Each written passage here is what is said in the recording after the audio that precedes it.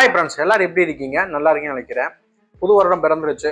ஜனவரி மாதம் பிறந்தாவே ஊரில் இருக்கிற மக்களுக்கு கொண்டாட்டம் தான். ஏன்னா அடுத்தடுத்து பொங்கல், மாட்டு பொங்கல் அப்படின்னு சொல்லி அனைத்து பொங்கல் வந்துருச்சு. மஞ்சரட்டு அப்படின்னு சொல்லிட்டு ஊரில் உள்ளவங்க எல்லாருமே அந்த ஜனவரி மாதத்தை ரொம்ப குதூகலமாக இருப்பாங்க, நல்லா மகிழ்வாங்க சொந்த பந்தங்களோட.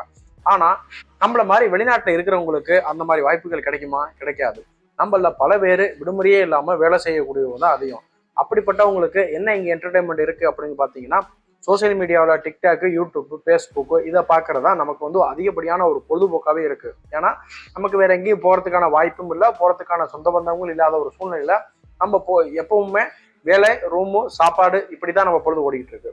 இப்போ தமிழ் மக்கள் இந்த பொங்கல் திருவிழா ஒரு சமத்துவ திருவிழாவை ஆக்கி நம்ம இந்த பொங்கலை எல்லாரும் கொண்டாடணும், அந்த நாளை நம்ம வாழ்க்கையில மறக்க முடியாத நாளாக மாற்றணும் அப்படிங்கிறதுக்காக சவுதி அரேபியா தாய்ப்பில் இருக்கக்கூடிய நம்ம தமிழ் மக்கள் தமிழக கலாச்சார திருவிழா அப்படின்னு சொல்லி ஒரு சமத்துவ முப்பொருள் விழாக்கு அரேஞ்ச் பண்ணியிருக்காங்க.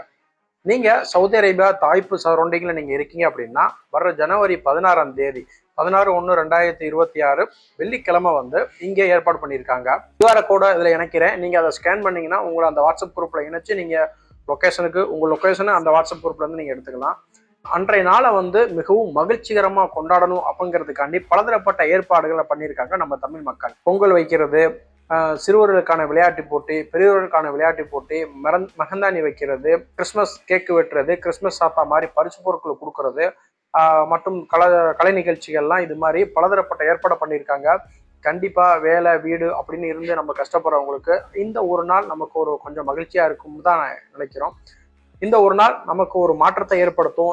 நம்மளால கண்டிப்பா நம்மளோட ஊர்ல இருந்த அளவுக்கு நம்ம சந்தோஷமா இருக்க முடியாட்டினாலும் அந்த நாளை நம்ம ஓரளவு நம்மளும் மகிழ்ச்சியா கொண்டாடலாம்.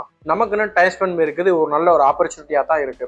அதனால மக்களே, நீங்க சவுதி அரேபியா தாய்ப் சரௌண்டிங்ல இருக்கீங்க அப்படின்னா கண்டிப்பா இந்த விழாவை குடும்பத்தோடு இருந்தீங்கன்னா குடும்பத்தோடு போய் கலந்துக்குங்க. நீங்க பேச்சுலரா இருந்தாலும் கண்டிப்பா போய் கலந்துக்கங்க. இது உங்களுக்கு ஒரு புத்துணர்ச்சியை தரும். மேலும் இது போல சவுதி அரேபியா பற்றி வேற தகவலை சந்திப்போம் இன்ஷா அல்லாஹ்.